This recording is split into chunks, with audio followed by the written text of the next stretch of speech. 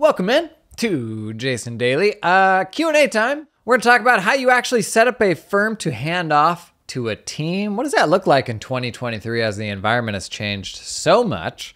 Soft skills for accountants, how to write a book that somebody would actually want to read. And for the bookkeepers who are working with accounting firms, what do the accounting firms want to see out of those bookkeepers? Come on in, let's hang.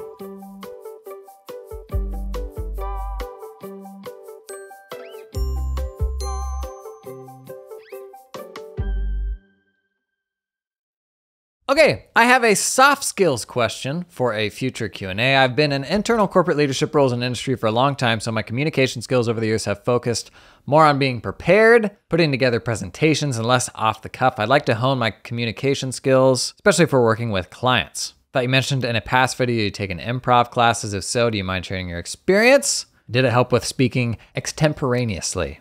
Man, I did improv this year and it was a ton of fun. I started doing it in January. I fell off the wagon a bit around May, and then I've been traveling a bunch since then. I'll tell you what improv teaches you. And I've actually, since sharing that, I've run into a few folks who swear by improv also. We all know, have experienced this, when you're like in the context of meeting with somebody, you are constantly thinking about what you're gonna say next. And it can sometimes be hard to be in the moment because you're calculating so hard and planning so hard. And there's situations where that's necessary, where you're like, okay, I have to be sure that I get this specific piece of information. But that also like takes you out of the moment. And like the best things in life, oh, get the custom printed pot holder ready here. The best things in life happen in the moment, like in that conversation, the little things that you pick up on that you then go, I don't know, kind of explore deeper. But if all you're doing is like working off a list of questions, which let's be honest, a lot of our client conversations, they happen when we're like in a rush and we just want the information, then we want to move on to the next project. But what improv teaches you is that every day there's kind of a million like fleeting thoughts, and you have to like let them go. Like with improv, you're in the moment perpetually, and you are doing this thing as part of a team, and one person will say something and you think they're going in a direction and you're like, aha, this could be funny, and then they go somewhere totally different. And what we do in this situation in the business context is you sit in bed all night thinking, oh boy, if only this or that could have gone differently, or if only I would have said this and I super regret that. But in improv, that's happening like every single moment where you're having to change directions. You're just having to let that go the moment that you go on to the next thing. And for me, as someone who lays down in bed and thinks about all of the stupid things that I did that day that the other person probably didn't even notice, from hesitating too long, like holding a door open for somebody and then thinking, well, that was probably weird on the other, like all of these things that you did through your whole day, right? That probably nobody but yourself thought about. Improv is really good at training you off of that mindset and making you more okay with just things coming and going, but also being much more present and on your feet in the moment. And so on the subject of like, will it help you to kind of go with the flow and speak extemporaneously? It absolutely will.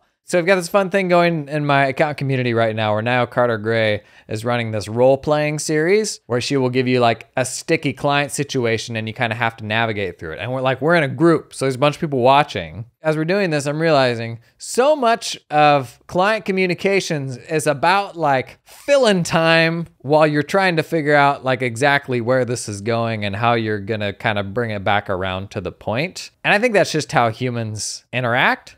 You're talking about the weather, you're talking about all these other things that are beating around the bush. And there is a certain art form to that where you can do that and make the person feel comfortable and make them feel like you're really, enjoying this conversation and you enjoy their company and all of that. And there's a tremendous amount of value to being able to do that stuff on your feet. And for me, improv was totally a great help. I less than ever before, I'm not like in my own head as I'm talking with someone. I'm trying to be in the conversation. And that's an incredibly useful skill because there's a degree of almost like relinquishing control of the conversation to, I don't know, something that's like better and more organic and an actual conversation rather than coming to a person with an agenda. But so much of what we do is just relational. Like I've worked with people who were phenomenal accountants, phenomenal technical people, but awful at the relational stuff and couldn't keep a client. And I've worked with people who are the opposite, who were unbelievably good with people and could totally brainwash them, but then behind the scenes took awful care of them and were not good technically. So like in a relationship business, I totally think it's worth doing. Improv, I don't live in a huge town, so I'm from Salem, but they've got local improv classes and they're out there more than you'd think if you go out and you look for them. What I'm hot on right now is actually sketch writing. That's kind of how I'm scratching the comedy itch, and it's particularly relevant to like the stuff that I produce on YouTube. Okay. Hey, this episode is sponsored in part by Canopy, the practice management system. Canopy unlocks the firm that you always wanted. Think about it. Close your eyes, lean back in that chair. What is the firm that you always wanted? Oh wait, Canopy unlocks it. And they do this by unclunking accounting firms with an end-to-end solution that makes your tech stack feel a little less stacky, because it's end-to-end. Putting our customers first with world-class user experience, support, education, and innovation rooted in customer feedback, working well, anywhere and for any size or type of firm, wherever you are now and wherever you're going. Multiplying your efforts so your practice requires less proverbial midnight oil. Sidebar, if you go to the conferences, Canopy's got they always do some really good little sort of, the stuff that they use to trick you into coming to the booth. Well, this year they've had Legos out there. Maybe you double down on the midnight oil thing, Maybe I don't know, give away a little actual midnight oil. I guess it would need to burn too, but that one's free. I think it's a good idea.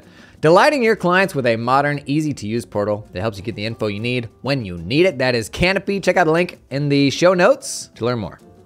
This week's episode, it is sponsored in part by Copilot, the uber flexible client portal. Copilot lets you provide clients a one-stop shop experience, not a strip mall. This ain't no strip mall. You go straight in, everything you need, one-stop shop with a client portal that streamlines messaging, payments, file sharing, help centers, custom app access, and more. Copilot Automations is a set of pre-built workflows available on Zapier and our API that helps you save time, reduce human error, and run more streamlined business. You can set up automations that streamline sign up, like new client sign up, onboarding, intake forms, and more. Check out some of the automations you can set up with our API or with Zapier. Assign forms to newly activated Copilot clients. Okay. Update clients from new Copilot form submissions.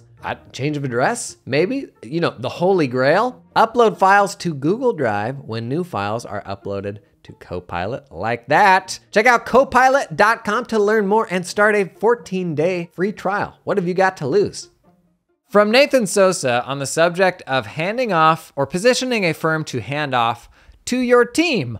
The way they always did it back in the past, at least at small firms. How in the current day and age do you create a plan for the cool thing you've built to be passed to your employees that are interested in ownership? Quite a few firms as of late that had a succession plan, had an old kind of deal structure that didn't make sense anymore. The successor group didn't want to do that and just left to go do their own thing. Yeah, there's definitely the kind of old-timey mentality that was the destination, that was success, right? Was that you were part of that succession plan and you were just gonna work until the person above you was done working.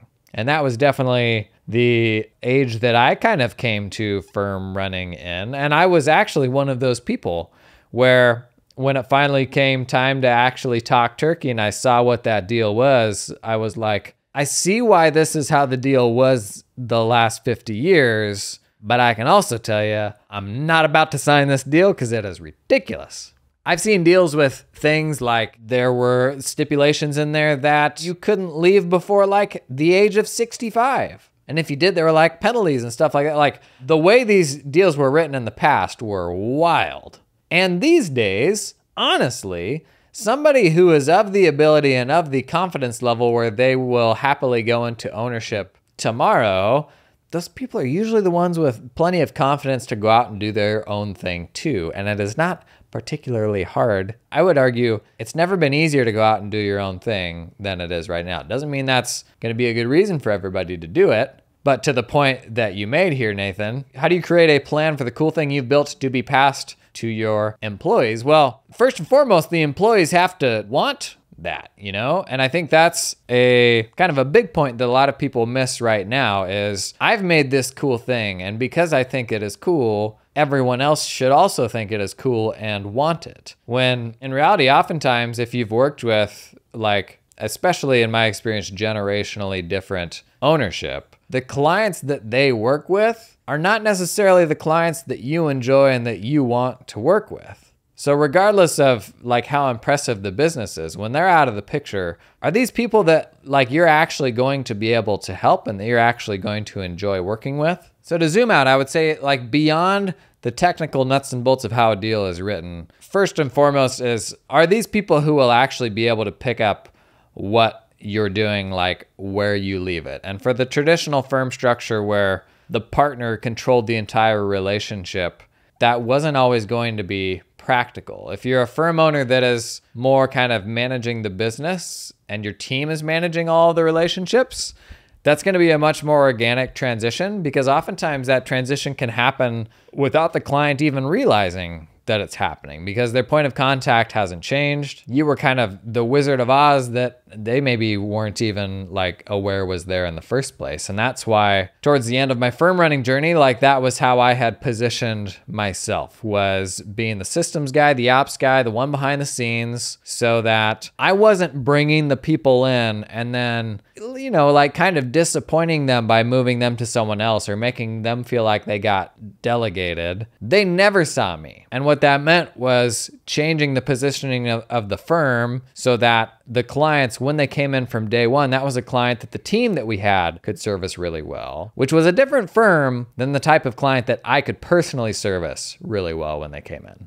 And this is why if you listen to like Patrick Dieter on Twitter and the folks that talk about firm acquisition, the 1 in 100 firms that are really good acquisition targets right now that are, you know, running on a cloud practice management system and have their clients working out of the portal and stuff like that, they're the firms that have the team doing the work, so that if a new ownership team came in, you could kind of continue business as usual. You don't have the owner doing all of the work, so that if you take the owner out of the picture, you've got this huge void of like, well, then does the new owner have to step into all that? How does all that stuff get done? So if you're thinking about building something that you ultimately want to transition to your team, my first recommendation would be, how do you think of it less transactionally and more kind of organically, where it's really easy for them to imagine, like you almost like work yourself out of a job, I think is the best version of that happening practically. I've seen the opposite version of that where the person's doing everything and then when they leave, it's really hard and it's this really abrupt transition and all the clients are like, yeah, I'm not sure, but I guess I'll give this next person a chance. Like that's the worst way that you can do it. You're kind of spinning the wheel of chance on that one. So first and foremost, work yourself out of a job so that the role that they're being pulled into is one that they're kind of already doing. But then financially, I'll be totally honest, it has always been really hard for me to visualize a timeline where the people who worked for me could also be the ones that would pay me out from the money that I have paid them, if that makes sense. So I've had kind of different situations where I had, you know, mid-career switchers where you had people who had money from other businesses and that sort of thing. And that's more probably an external acquisition where they have now made that money and they're now going to kick that in to buy you out. But for someone who's just like come up in your firm, for them to then turn right back around and give you the money that you're paying them to do that job, that's hard. And the way that I think people have made this work in the past is by bringing in a larger number of new owners than there were previously. So if 2 owners are going out, maybe 4 owners are coming in at varying levels of equity, but being able to pay out that bigger number works because you have more people paying it. Ultimately, I don't know that that works long-term unless you have this firm that is just always growing to be able to cover that like nut of paying them out. I'll be totally honest with you, like my thought on it, and I've shared this before, is I'm not particularly interested in building a firm that's optimized for sale. I would personally rather build a firm that's optimized for my own longevity and what I can do sustainably, not staking my retirement in some hypothetical future possibility where maybe the right person's going to come along and I can get out of this thing what I think it's worth. I think that's a terrible way to like build your life up to this big thing that's totally, I don't know, outside of your control. If it's me, my approach is doing that in a way that's going to be sustainable for me for longer so that I can be okay turning that over to my team in a steeply discounted way. My team is like not going to be able to pay me a 1.5x multiple unless I have a ton of people who are capable of coming into ownership.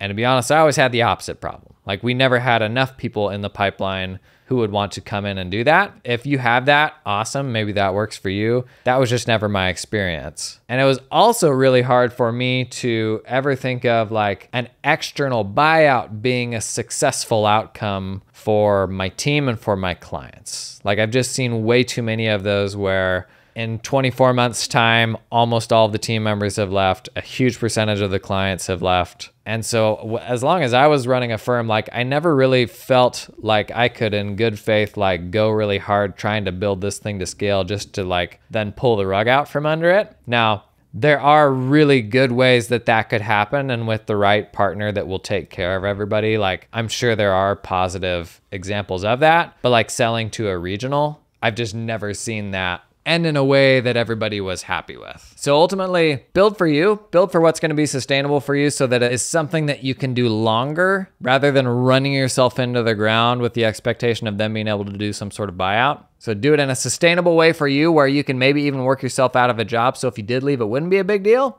And then by working yourself out of a job, hopefully you have clients that your staff are aligned with because they're already managing those projects themselves. Then it's just the small task of working out all the financial bits, but you'll figure that out.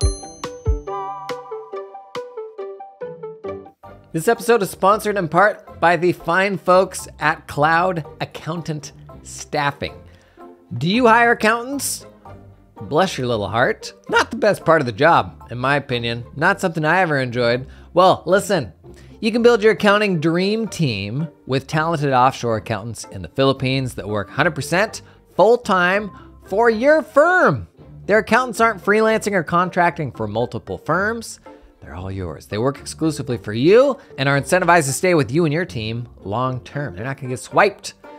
Cloud Accountant Staffing is 100% dedicated to the accounting industry and founded by a former accounting firm owner that understands your business, knows your pain points. They had to hire some accountants and they said, you know what? We're gonna build our own pipeline in the Philippines. Gonna pull in some super talented people and then open that up to other firms. Basically, that's the story. We've been talking a lot about staffing, building more resilient staffing pipelines for your firms. I had staff in the Philippines, totally red-pilled me to like, oh geez, like we need to globalize the way that we get our work done. Check these folks out. Link in the show description, cloudaccountantstaffing.com. Gang, this episode is sponsored in part by Firm 360, 360 degrees. Let me tell you about Joy. Joy's been using Firm 360 since September in 2020 because she was looking for a project management solution that would help her gain better visibility into her projects. We all know how important that is. Specifically, she wanted something that would handle recurring projects, so that stuff just automatically populated, unlike that stinky old spreadsheet you're using, am I right? She liked the ability to automatically pull her clients' bank statements into the system. What? No. Really? Quote, my productivity has greatly increased with Firm 360. I have better overall visibility to what tasks my team is working on. Hey, be more like Joy. Do you have a 360-degree view of everything that's going on in your firm right now? Be honest with yourself. Look in the mirror. If you don't, check out Firm 360. Put a link in the show notes below. From Megan in a YouTube comment, I own a bookkeeping firm and just found your content and find it so valuable. You stop it. Could you talk on what accountants need from bookkeepers? Some communicate with me really well, others not so much, but overall, whether the books are done in-house or not, what do accountants need for the books to be ready or done for them? So I assume the most common scenario here is probably bookkeepers working with tax firms. And it's funny, yeah, I mean, to your point, you're gonna get tax firms that are very different about this. You'll have a lot of tax firms that just think you need to prepare the books exactly as they want them. And oftentimes that looks like posting the tax adjustments to the books, which oftentimes isn't a great idea because management kind of has its own view of what it wants those books to look like. So it's a little bit of a tricky question because I think different tax firms will have different expectations of you. Biggest thing is probably just to ask. and to try to make as clear as possible the communication about like, I understand what you want as the tax firm, but here's what the owner wants and what the owner is asking me to do. If that's an expectation that you want to change, that's probably like a hill that you're gonna have to go die on. Like, go talk to the owner about that. So the biggest source of friction I see there is oftentimes you have a bookkeeper that wants to produce books for management because that's how the owner wants them, is to look a specific way. On the other hand, you'll have a tax accountant that wants you to produce books according to how they have to be for tax rules. And those can be two separate sets of books, in my opinion. But where I've seen tax firms get most frustrated with bookkeepers is when they insist on the books being prepared this certain way, the way that they need to be for tax. And you can absolutely end up stuck in the middle there. Now, if we kind of turn this on its head a little bit, accounting firms, tax firms can also be phenomenal sources for referrals. So the other thing to be thinking about is there a way that you can be a resource for them, because that can grow your business really quickly. Are they getting into a specific industry specialization where maybe there are certain challenges around how bookkeeping is done for these types of people, where if you could step in and get a deep understanding of exactly what they want, what their expectation is, they will absolutely adore you and send all of that work to you because nobody gets it quite like you. So being asked to turn up to all these different accounting firms and produce books kind of with different sets of expectations, that is a challenge. But if there's one group you see that you like, don't be afraid to ask that firm, is there a way that I can be a resource for you?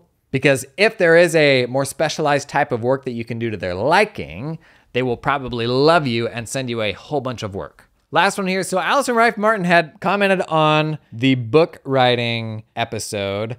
How do I actually write a book that like anybody will be interested in reading though? And I totally get it. Here's kind of where I'm at with that is if I went out and wrote a book tomorrow that was like time management or productivity or you know, high level stuff like that, I'm like, why is anybody gonna read something that I write over, you know, James Clear or whoever else you like? And so ultimately to be useful, it has to be hyper specific. And so if I was writing something about accounting firm running, and I'm thinking me personally, maybe that's helpful, but maybe that's also not specific enough still. If I was writing something about like accounting firm running for millennials and like kind of how they see the world differently and what they've seen from the generations before us and how what we appreciate about work is different than that, like through that lens, maybe it's actually more helpful because it's more specific. I would say right now, if you're still serving a very general client base, doing a lot of different type of work, it could be hard to write a book that will resonate. But also, don't let your client base necessarily get in the way of the person that you want to work with. So if there's a specific type of person where if you put this book on a shelf, it will feel so specific to them and they will stop and they will read it and be like just totally pumped about it. The fact that that person isn't on your client list right now shouldn't keep you from writing that book. So if you're looking at that book cover, that hypothetical book cover and thinking, why would anybody actually stop and read this? It probably just means it isn't specific enough yet. Hopefully that's helpful. That was one thing that I kind of always got stuck on too. That's it for Q&A. Got more questions? Drop them in the comments. We do one of these each week. And I'll see you tomorrow.